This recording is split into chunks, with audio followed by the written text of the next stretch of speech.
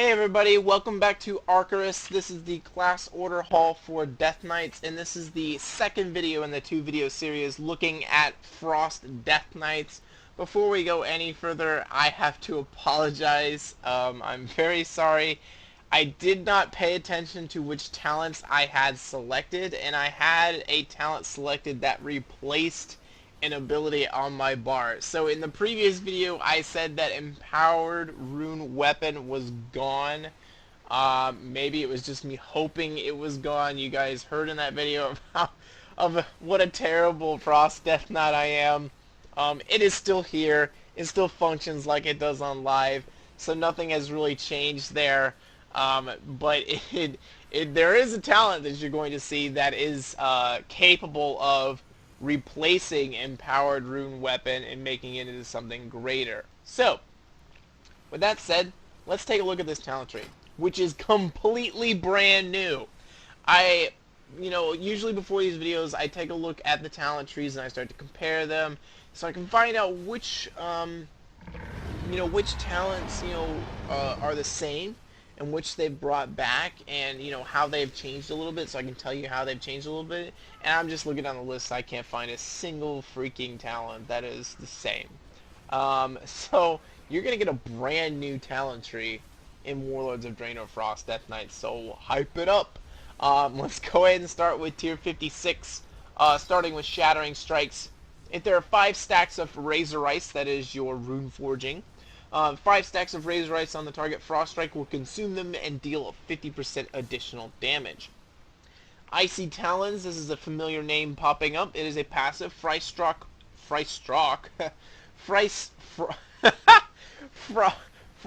Strike also increases your melee attack speed by 10% for 6 seconds, stacking up to 3 times. I like this, personally. Having a 30% increased attack speed if you can get 3 Frost Strikes up, pretty good. There is Murderous Efficiency. Consuming the Killing Machine effect has a 50% chance to cause you to gain 1 rune. Runes are important. Really, the only major ability that is going to be costing more than 1 rune is going to be Obliterate. So being able to have 1 rune return is pretty potent to have back. In the 47 tier, we have Freezing Fog. Howling Blast and Frost Fever deal 50% increased damage. So flat damage buff. So far, these talents are kind of underwhelming, mostly passives. But you will see some active abilities as we get further down the line here. We have Frozen Pulse. When you have no full runes, your auto attacks radiate intense cold, inflicting 21,000 frost damage on all nearby enemies. Let's see if we can actually get this to, if there's an actual spell visual of this. I'm not sure if there is or not. So let's spam Obliterate and get rid of all my runes. So, as you can see there's a small little kind of frost aura that appears around me. That is from the runes not being there. So that's pretty cool. As you can see, I will burn all of my runes again, so you can see it again. There it is right there. So that's pretty cool. And then in the third here, we have Horn of Winter. I promised you in the last video that it would be back as a talent. And you blow the Horn of Winter, gaining 1 rune and generating 5 runic power. That sounds incredibly underwhelming. I would expect that to change. For a 30-second cooldown, 5 runic power seems a little low. I would expect it to be maybe 15, 20, but 1 rune and 5 runic power seems absurdly low. So it's very possible that that may be changing in the future, or maybe I'm just completely out of touch of Frost Death Knights and that is broken. But as I mentioned in the video, all the passive buffs have been removed from the game, so bringing back Horn of Winter kind of to its old roots in the very beginning. A short cooldown that you can use to buff yourself is basically what it is here in the talent tree. In the 58 tier, we have Ice Cap. If you don't know what Ice Cap is, that's actually the cool flowers you get up in Winter Spring up in Azeroth, one of the old herbalism items. But it's a passive ability here. Your Frost Strike, Frost Scythe, and Obliterate critical strikes reduce the remaining cooldown of your Pillar of Frost by 1 second. So just so you know, Pillar of Frost is a 1-minute cooldown. Using all of those abilities their critical strikes will reduce the cooldown of Pillar of Frost by 1 second. And remember, Pillar of Frost is a 20% increased strength and grants you immunity from knockbacks. And that lasts 20 seconds. So I'm not quite sure what kind of uptime you can get on that, but I'm guessing that you can get close to a 50% uptime on Pillar of Frost with Ice Cap. Hungering Rune Weapon, the stupid talent that ruined the last video, is an ability that replaces your Empower Rune Weapon. It empowers your rune weapon, gaining 1 rune and 5 runic power instantly and every 1.5 seconds for 9 seconds. So, for basically 10 times, or sorry, it's 1.5 seconds for 9 seconds. So it's going to be, what, about 6 ticks, and then you get the initial, so you get around 35 runic power. And then on top of that, you will get 6 runes over the course of that period. That is the change with Hungering Rune Weapon versus Empower Rune Weapon. Lastly, here we have Avalanche. While your Pillar of Frost is active, your melee critical strikes cause jagged icicles to fall on your nearby enemies, dealing 29,000 frost damage. Let's go ahead and activate Pillar of Frost, so we can go ahead and see this here. Melee critical strikes. Come on, give me a melee critical strike. That doesn't want to even give it to me. I'm getting nothing but, I'm getting nothing here. They're not giving me anything. Okay. Oh, there we go. There we go. It granted it to me at the very end. So you saw the little ice shards come down. That's Avalanche for you. It literally copy and pasted the old, I believe that's the old Avalanche, model for Frost, well, mages in general. It copy pasted the Avalanche model, and so you can see it hit the different targets there. In the 60 tier, we have Abomination's Might. Obliterate critical strikes have a chance to drive lesser enemies into the ground, stunning them for 2 seconds. Players are dazed for 5 seconds instead. So, pretty strong ability, and we're starting to see a crit theme show for Death Knights here. If you start, depending on how you select your talents, you may want to just, stack up on the crit, and then you'll really be doing some damage. There is Blinding Sleet. Targets in a cone in front of you are blinded, causing them to wander disoriented for 4 seconds. Damage may cancel effect. This sounds like a complete ripoff of Dragon's Breath, which is a fire mage ability. But I already have it activated here, so let's go ahead and see what it looks like. And we'll just use it in front of these targets here. Here's Blinding Sleet, and that's what it does. It's just, you're dishing out the cold damage, and it makes them all disoriented for 4 seconds. So, in all honesty, why would you need that as a Frost Death Knight? I mean, maybe if you're trying to escape, but even then, Wraith Walk Away, I don't get it. Snare them with Chains of Ice and Wraith Walk Away. To be honest, this is very underwhelming for a Frost Death Knight. It's understandable for a ranged class, but for a melee class, it doesn't make much sense to me. Winter is Coming. They indiscriminately took titles from Game of Thrones, which is irritating because I am still about a couple of days away from episode 9. That is the time frame of which I am recording this video, so just seeing references there is kind of irritating because I want it to come, and for the final seasons of for the final episodes of season 6 to come through. But we have Winter is Coming. Enemies struck 5 times by Remorseless Winter while your Pillar of Frost is active are stunned for 4 seconds. So they're bringing back some of the utility that is in the original Remorseless Winter. But your Pillar of Frost has to be activated. So think of another way you can build these talents here, is building it around Pillar of Frost. The ability, I've already forgotten which one it is, but there's one that allows you to Ice Cap right here.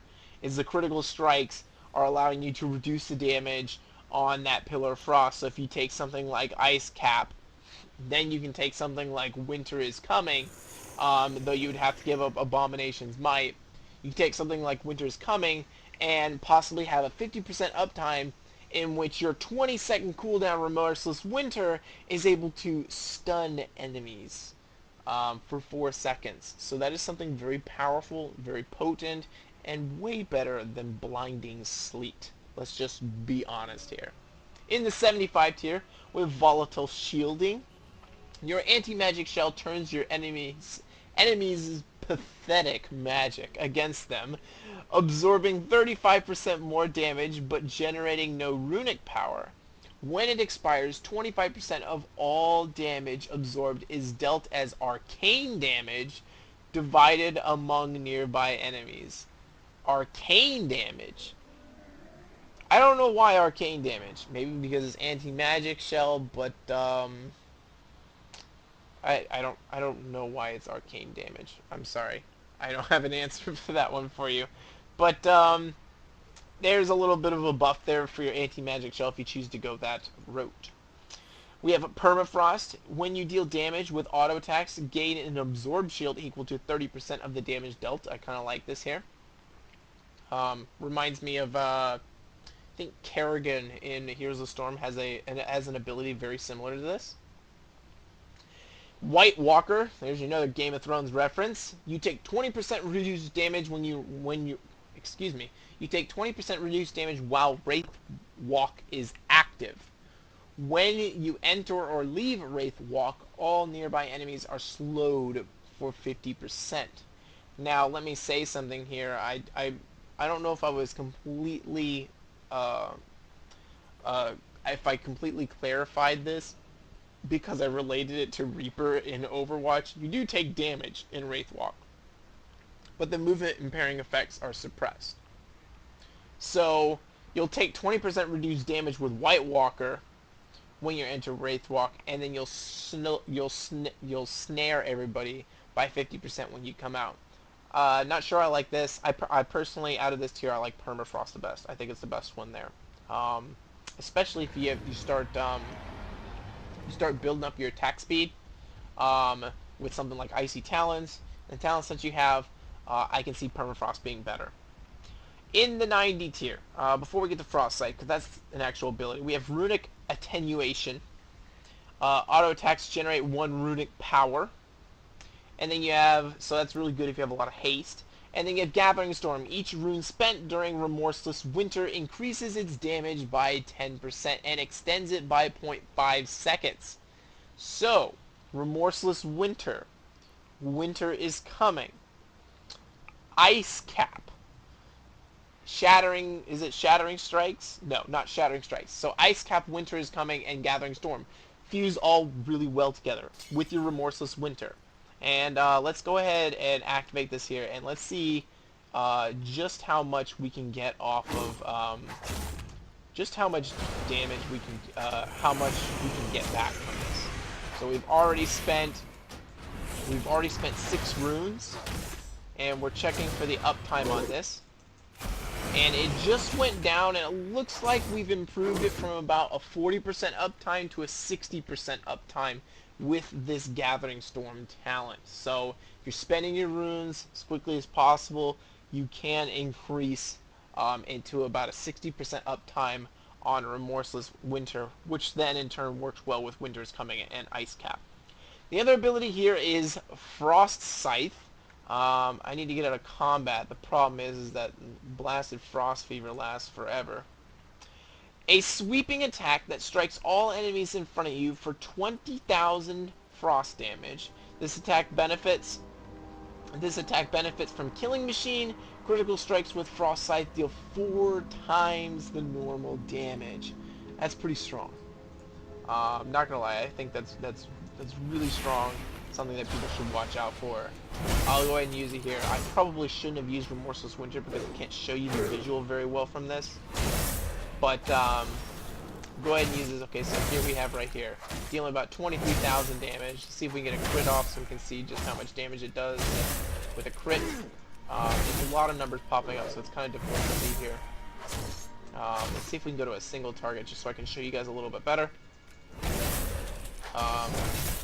And we'll see if we can get a better, kind of a better idea of how much more damage it'll deal. There we go, 122,000 damage. That's a lot. That's a lot. Let's go ahead and just Frost Strike for comparison. A crit with a Frost Strike does 134,000 damage. Regular does 68,000 damage. Remember, Frost Strike does hit twice because you're dual weapons. But that's a lot of damage as Frost Sight, and it's a cleave.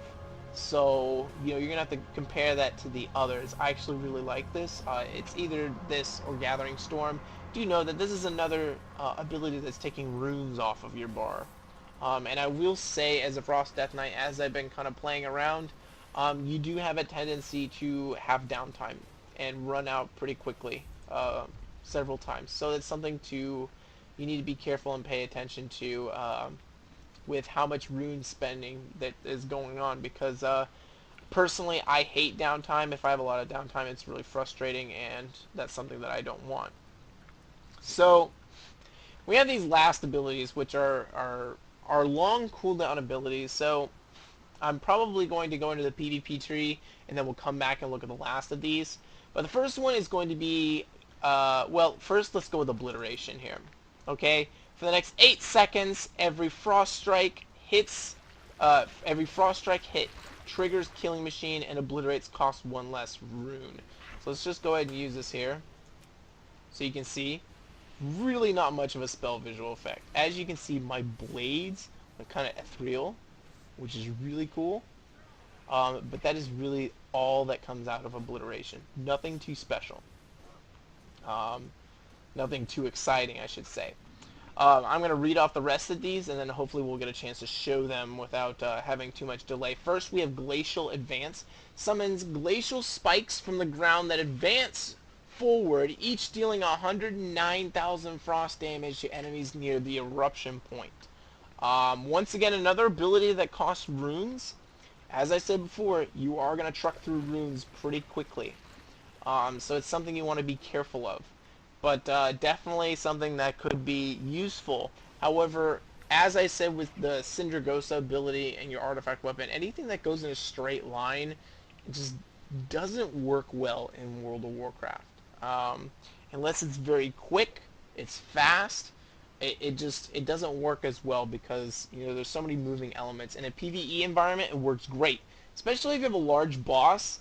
Glacial Advance, most likely, the hitbox of the boss is going to be so large that Glacial Advance, every single spike is going to hit the boss. So that may end up being a massive damage increase, and Glacial Advance will be the go-to talent for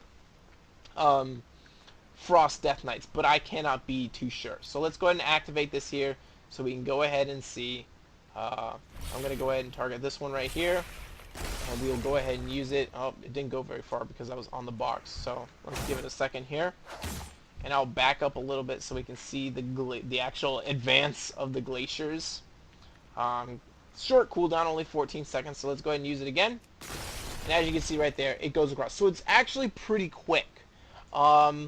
It doesn't say its range. It does look like it has about a 10-yard range, though. So, here's 15 yards right here. Thank you to Mind Freeze. So we have 15 yards right here. Oh, it has a really long range. Let's see if we can see just how far it'll actually go. In the meantime, let's take a look at Breath of Syndragosa. This works exactly as it does on live. Brief damage, deal a lot of damage as a opponent in front of you. Uses runic power, 12 runic power per second. I believe that's exactly how things, I think on live it uses 15 per second. Now instead it's going to use 12 per second. So there's a little bit of a change there. But otherwise, Breath of Syndragosa works exactly the same. I'm going to go ahead and use this Glacial Advance here, and we're going to see just how far this goes. Okay, so it looks like we were at the very end. So it looks like it does have a 15-yard range. That's about as far as it will go, is 15 yards. That is the absolute max on Glacial Advance. And honestly, if the raid boss is really big, every single one of those spikes is going to hit, and I just don't see any other PvEer taking anything else. Like these others could be very strong, maybe Obliteration, but this is a lot of damage for only a 14-second cooldown and 1 rune. Think about it. You basically, that was what, 6 spikes that went out? I can't even count them all. It looks like there were 7 to 8 spikes that go out. That's That's 800, almost 900,000 damage from Glacial Advance for one rune. There's no way, if your boss has a large hitbox, that any PvEer is going to be taking anything else, because that is massive. 15-second cooldown, there's no competition there. Breath of Cinder Gosha. I need to build up my runic power here just so you guys can see. Go ahead and use it here. Oh, still don't have enough. Come on, give me runic power. And there we go. Nice spell visual. Lots of particle effects. Blizzard's really up in their particle effect game in World of Warcraft Legion, so definitely looks better. So that is the brand new talent tree. That is the longest talent tree I've ever had to go through, because it's just everything's brand new. Like every single thing is brand new. Not only like once, maybe twice could I go through and say, oh, this is the same, moving on. So Frost Death Knights, you have a brand new talent tree, which is great. In the PvP talent tree, do know that the first two tiers of the PvP talent tree are the same, and then the last four tiers are more spec specific and class specific. So how you're going to level up PvP in Warlords, and not Warlords Trainer, in World of Warcraft Legion, is you will start at level 1 and you will level all your way up to level 50, just like you do in Call of Duty, and then when you reach level 50 you can prestige. And you will level up starting with Gladiator's Medallion in the top left hand corner, and then you go down to Frozen Center at the very bottom left. And then you'll start back up with Adaptation, and then go all the way down to Killing Machine, and you will continue to work your way through. That is how it is going to function. I believe the first, you can get a full rose access to at least one in each talent tier by, I think, level 12. So once you reach PvP level 12, you'll have access to like the first 6 in this left-hand row, and then you'll start moving into the other rows. And the very last talent, I believe, is given at level 46. You can prestige and lose all of it and start back with Gladiator's Medallion, or you can just stay there and be like, forget prestiging, you know, I don't want to. And that's totally fine as well. So, with the first row, this is the same across every single specialization in the game, and it deals with your Honorable Medallion. When you enter Battlegrounds, you will be given an Honorable Medallion, and this is kind of, you know, it's like the heirloom trinket. It's a 3-minute cooldown trinket that you have. You can take Gladiator's Medallion, which is the first talent here, which reduces it down to a 2-minute cooldown, and it replaces it. So you have a 2-minute cooldown trinket. Really not much else to say there.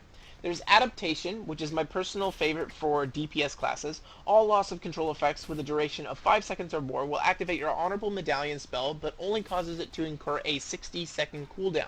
So you basically have a 60-second, trinket, but you do not have control over it. However, you can use that trinket, but it will incur a 3-minute cooldown on Adaptation as opposed to the 60-second cooldown on Adaptation. The last talent here is Relentless. It will actually replace your Honorable Medallion. The duration of incoming crowd control effects is reduced by 25%. Honestly, don't see anybody but tanks taking this, and I've said this in every single video. The only one that would be even close is a Restoration Druid, and that's because they can put hot, hot, hot, hot, hot on top of themselves, and then they keep themselves alive. So, honestly, it's something that I really don't see taking. No, I'm not going to duel you, dude. So, in the second tier, we have the melee DPS tier, which is first Hardiness. While above 80% health, you take 20% less damage. You have Reinforced Armor, health increased by 10%. And then you have Sparring. Physical melee attacks have a 20% chance to be blunted, dealing 50% reduced damage. Basically, pick which one that you feel helps you the best. It's really kind of a personal preference thing. In the third tier, we're starting into the DK-specific talents. We have Cadaverous Pallor. I think I pronounced that right. You have a 20% chance when struck by a magical spell for it to be completely absorbed and converted into a disease on yourself, dealing nature damage over time. So this basically is a reduction in burst. I see this only being used in certain situations. Like, I'm dueling a Destruction Warlock. I'd rather that Chaos Bolt didn't hurt as much. Or a Pyroblast to the face. But if you're talking about ranged DPS with more sustained damage, I just, no. I just don't see it being as good. You have Dark Simulacrum. Once again, no clue if I pronounced that correctly. 20 runic power, however, only a 30-second cooldown. I believe the original was a 2-minute cooldown. Places a dark ward on an enemy that persists for 12 seconds, triggering when an enemy next spends mana on a spell, allowing the Death Knight to unleash the exact duplicate of that spell. Against non-players, only absorbs some harmful spells. Against non-players. So basically, we're talking about... actually, I don't even know what they would be talking about because this is supposed to be PvE only. So maybe some of the PvE mobs... I mean, PvP only. So maybe some of the PvE mobs have some pretty broken abilities that you can use. That may be in reference to this. Also, your PvP talents, if they're activated in somewhere other than a BG and so forth, it could be in reference to that. But honestly, this is one of the most fun abilities. I don't see why you wouldn't take this, especially since this Cadaverous Pallor, I just think is... I'm not gonna lie, I think it's junk, but I could be a complete noob. So, I'm here to give you the information, and you guys and the elites out there, casuals, whatever you may be, you'll be able to decide which one you think is the best and what is the best for the class. There's Anti-Magic Zone. This essentially works exactly the same as it does on live. It's stronger though. It's a 60% reduction. So honestly, I see this tier either being between one of these two abilities, Dark Simulacrum and then Anti-Magic Zone. Both of them are good. We have this aura tier here. First is Decomposing Aura. All enemies within 10 yards slowly decay, losing 3% of their max health every 5.2 seconds. Stacks up to 10 times. Lasts for 5 seconds. I have not been able to test a lot of these in PvP because it's difficult to test things in PvP because not only are the queues kind of long because, you know, there's not as many players in beta, but I can't switch talents in and out of PvP to quickly go through this, and it would take the research time on these videos that I have to make, which a lot of videos I'm making, it would double the research time that it would take on this. And it's also an uncontrolled environment, so I can't go out there and show you myself because then I wouldn't be able to narrate for you and give you the information on this stuff. I honestly would constantly be losing focus. But all enemies within 10 yards slowly decay 3% of their maximum health every 5.2 seconds. Stacks up to 10 times. I'm pretty sure that does not mean that they start losing 30% of their maximum health every 5.2 seconds. That would make no sense. My guess is that it will stack up to 10 times, and then that's how long it will last. So if you're in range of someone for 10 yards, it will stack up to 10 times, so it will be a 50-second debuff on the target that will constantly leech 3% of their health every 5.2 seconds. So that kind of gives you an idea. And that's probably why it says every 5.2 seconds, but it only lasts for 5 seconds. That means you actually have to be in range of the target for a while for this to actually do something, you know. It's the Decomposing Aura. You actually have to be near the person to have that treacherous stench of yours to actually decompose the target.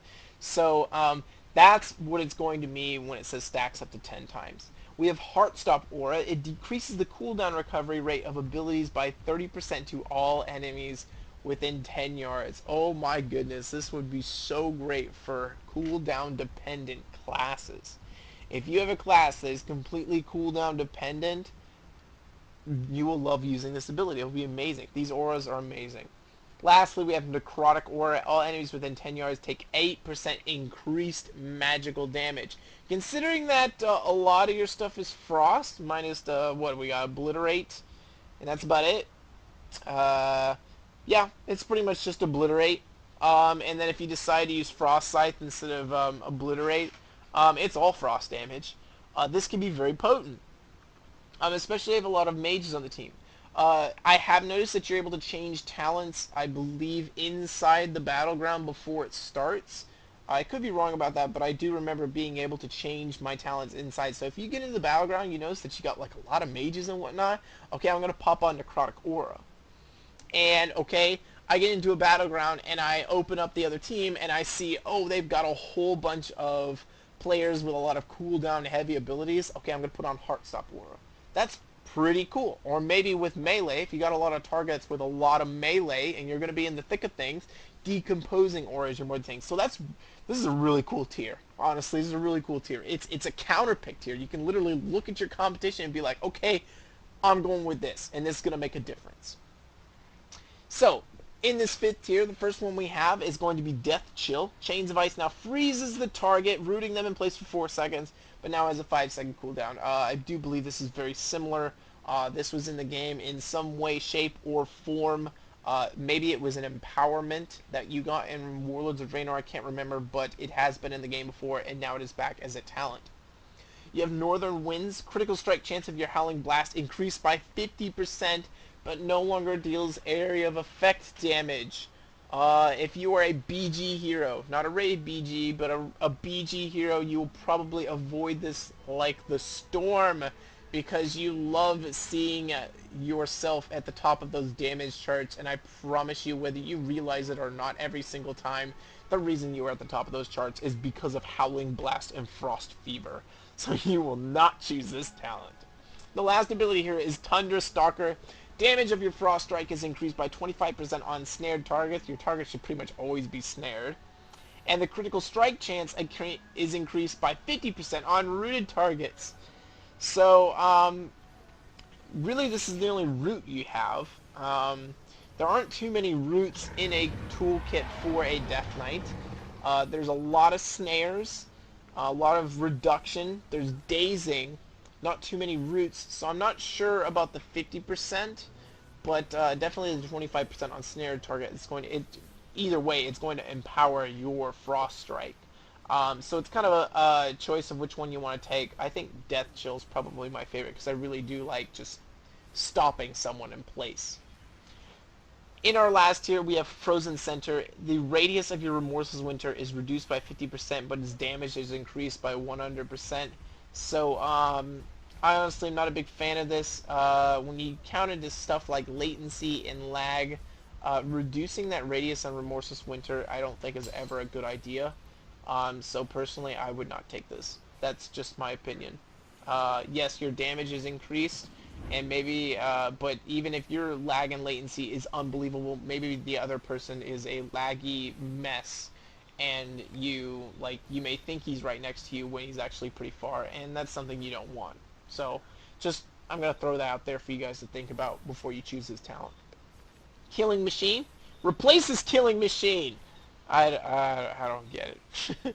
So, this basically will make it replaces Killing Machine passive. They really need to come up with a new name.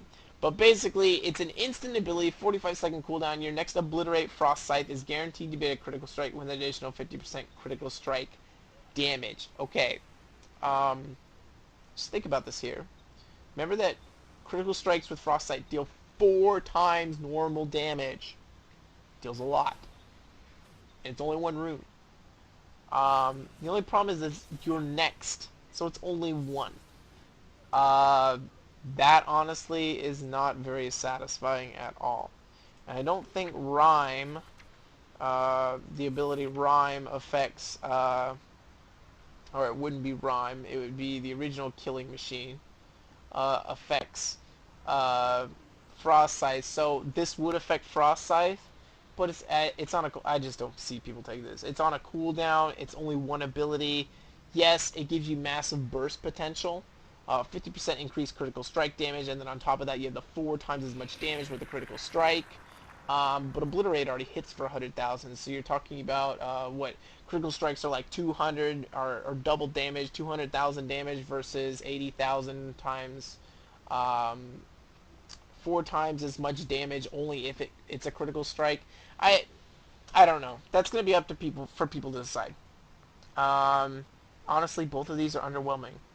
Chill Streak deals 15% of the target's total damage in frost damage and reduces their movement speed by 70% for 4 seconds. Chill Streak bounces up to 5 times between closest targets. This is my talent. I've chosen it. This is what I've selected as my talent. Mostly because I find these two really underwhelming. The real interesting tier, honestly, is the Aura tier. That's the real fun tier. of Death Knights here for Frost Death Knights. This one's actually pretty cool. This allows you to an AoE snare basically an entire team by 70%. That's potent, you know. 70%. We've discussed how 70% is so much more potent than 50%, and this is, I think, the only ability in the game that actually has an AoE 70% slow. So if you're in a raid setting, sorry, not a raid setting, a rated battleground setting, being able to chain, it looks like 5 times 6 targets, chain 6 targets with a 70% snare for 4 seconds, minute cooldown, and 13% of the target's total health in frost damage, that's your winner right there. And that's honestly what I would use in PvP. So that's everything for a Frost Death Knight in World of Warcraft Legion. I do believe I spent quite a bit of time on commentary with Frost Death Knights, partially because of how the new effects have changed in the first episode. I wanted to show those off, and then in this episode, there's just so many. Like, you have a brand new talent tree. Like, yes, everyone gets a new honor talent tree, but you had a brand new PvE talent tree as well. So there's a lot of changes coming to Frost Death Knights in World of Warcraft Legion. However, do take note that your playstyle is still pretty close to the same. So with that, that is everything for Frost Death Knight in World of Warcraft Legion. I hope you guys enjoyed this video, and I hope to see you guys in the next tier list out.